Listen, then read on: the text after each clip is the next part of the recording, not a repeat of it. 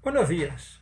Hoy vamos a ver un tema que continúa con lo que estábamos hablando de termodinámica sobre cómo medir el calor de una reacción. Hay que recordar que el calor de una reacción a presión constante es lo que ahora estamos definiendo como entalpía. Cada reacción característica tiene a su vez un calor que emite cuando se produce, libera o absorbe una determinada energía o entalpía.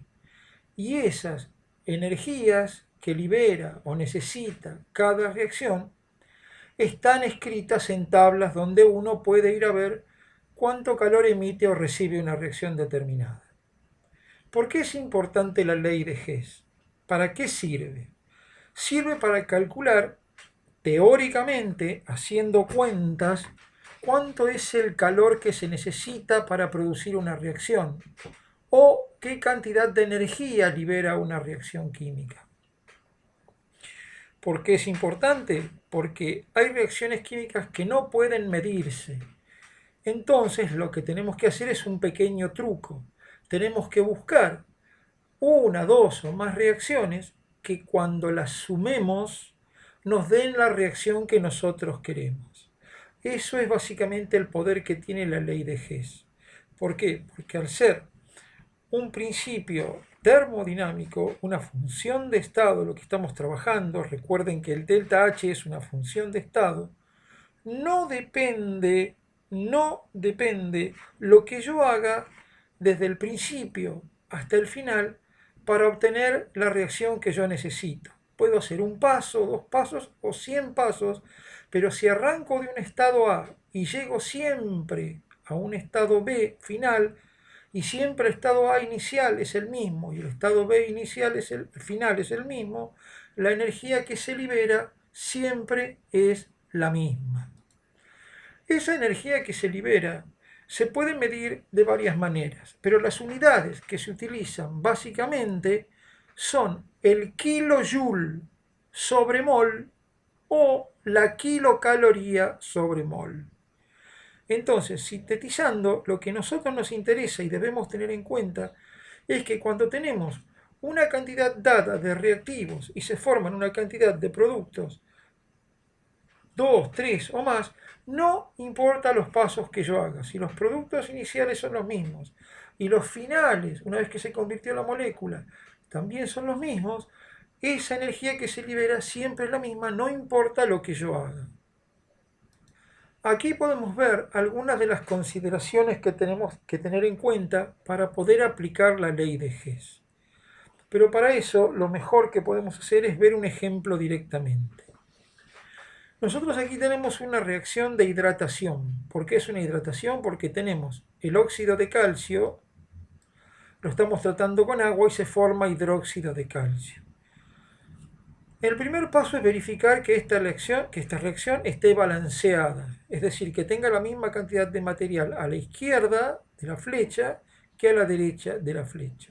En este caso particular, como podemos ver, tenemos un átomo de calcio a la izquierda y un átomo de calcio a la derecha. Dos átomos de oxígeno a la izquierda y también tenemos dos átomos de oxígeno a la derecha. Y dos átomos de hidrógeno a la izquierda, como así también tenemos dos átomos de hidrógeno a la derecha. Entonces, nos dan una tabla donde tenemos determinados valores, ¿sí? Que en este caso podemos ver que tenemos el delta H de formación del hidróxido de calcio, que es menos 235,8 kilocalorías, el delta H de formación del óxido de calcio, que es menos 151,9 kilocalorías, y el delta H de formación del agua, que es menos 68,32 kilocalorías. Fíjense que como no nos dicen nada después de las unidades que tienen que ver con las kilocalorías, lo que estamos haciendo es suponer que esta energía está liberada por cada mol de sustancia que yo tenga. Si hubiera tenido aquí 2 moles de óxido de calcio, tendría que haber multiplicado el 151,9 por 2 para tener las calorías totales que me libera esa sustancia. Muy bien, entonces, la ecuación que vamos a usar para resolver y conocer ¿Cuál es? El delta H de reacción, delta HR, ¿sí? Que no es ni más ni menos que el calor que libera o necesita una reacción para producirse, es igual a la sumatoria de el delta H de los productos menos el delta H de los reactivos. Entonces lo único que tengo que hacer es armar una pequeña ecuacioncita donde coloco el calor liberado por los reactivos menos el calor que liberan los productos y al final, haciendo la cuenta, nos da un resultado que dejo para ustedes hacer las restas finales. Fíjense que en este caso hemos tomado todos los valores sin multiplicar por ningún número estequiométrico, porque los números estequiométricos del balance de la ecuación son todos iguales a 1.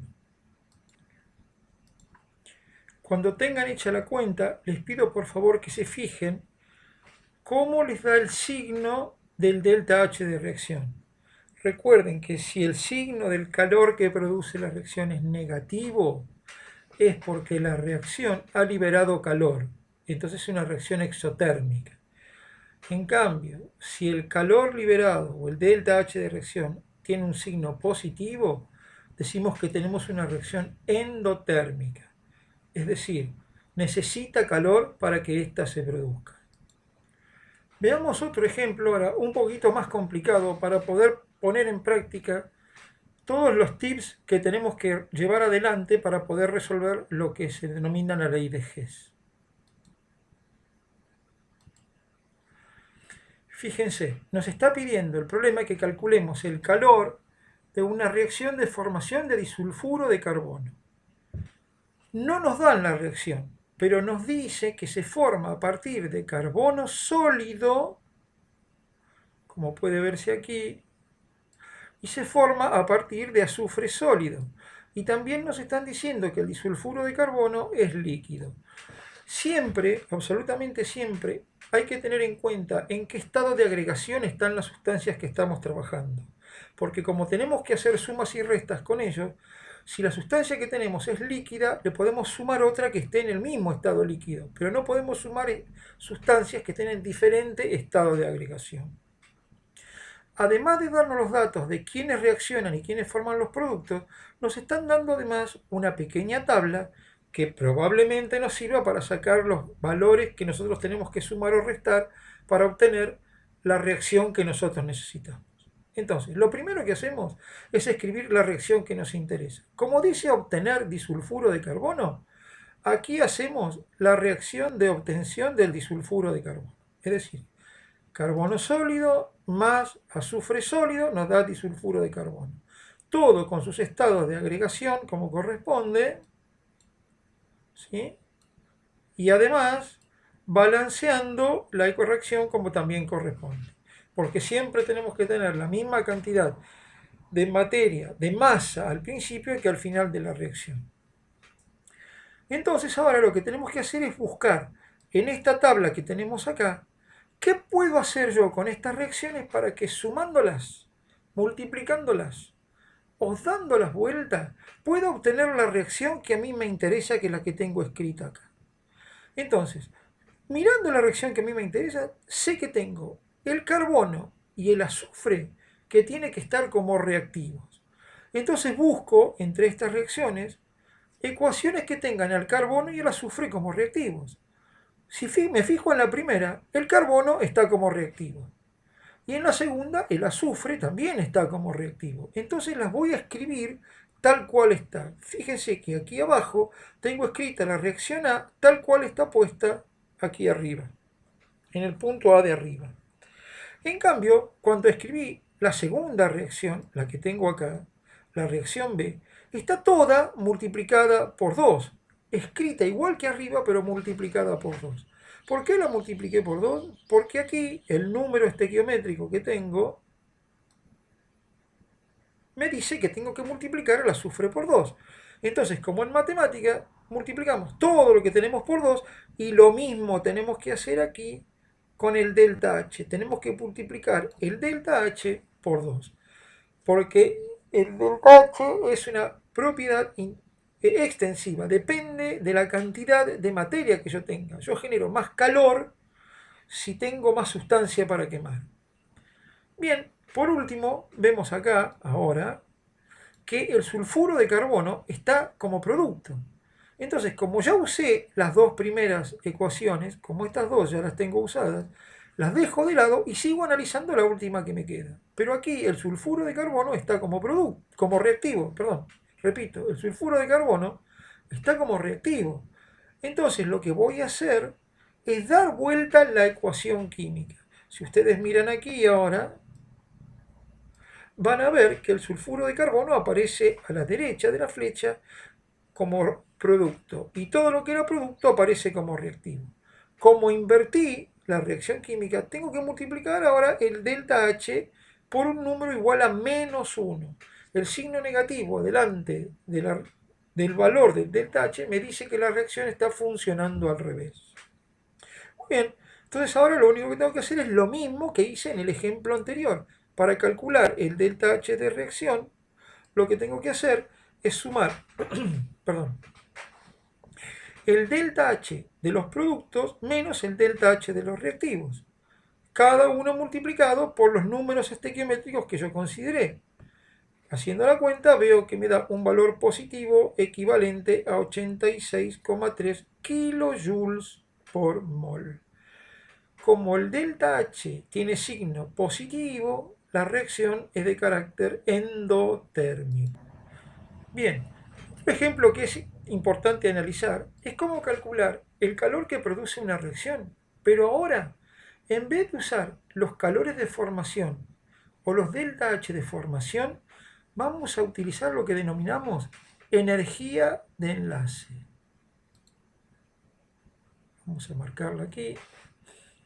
Energía de enlace. Bien, ¿qué es la energía de enlace? La energía de enlace es el pegamento que mantiene unido un átomo con otro dentro de una molécula.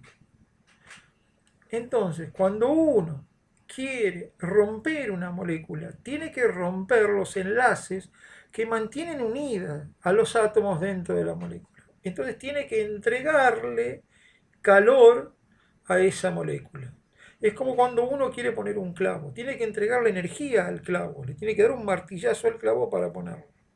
Aquí es lo mismo, para sacar, para poner, para poder romper esas moléculas tenemos que entregarle energía, que en lugar de ser un martillazo, su equivalente es entregarle luz o entregarle calor. Esa energía de enlace, cuanto más alta es, cuanto más elevado es el valor de la energía que mantiene unidos los átomos, más difícil es romper esa molécula. Y al revés, nosotros vamos a necesitar, o vamos a recibir, mejor dicho, energía de esas moléculas cuando empiece a pegar átomos. ¿Por qué? Porque al pegar átomos, eso significa que se está formando una molécula. Si la molécula se forma, es porque esa molécula es más estable que los reactivos, que los átomos que la formaron. Entonces, si es más estable es porque tiene menos energía. Entonces, la formación de una molécula, siempre que sea espontánea, va a liberar energía.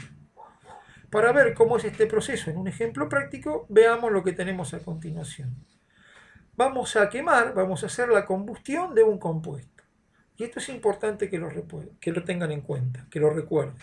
Siempre que hablemos de combustión, siempre que hablemos de quemar algo, a la molécula que tengamos le tenemos que agregar oxígeno. A la molécula que va a reaccionar le tenemos que agregar oxígeno.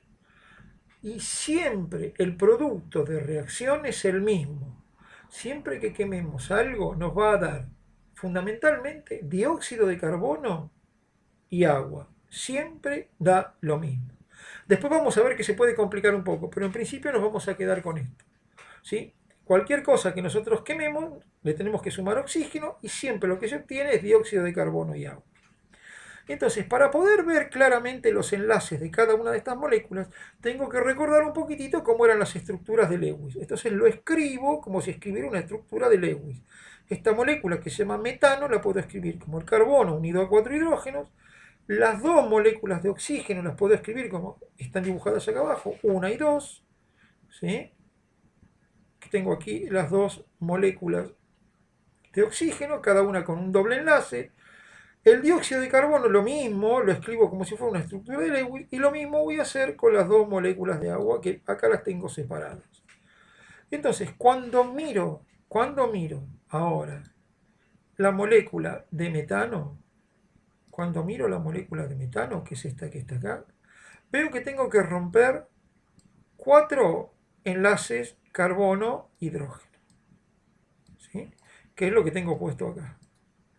Y cuando miro las moléculas de oxígeno, veo que tengo que romper 2 enlaces dobles, uno aquí y el otro aquí.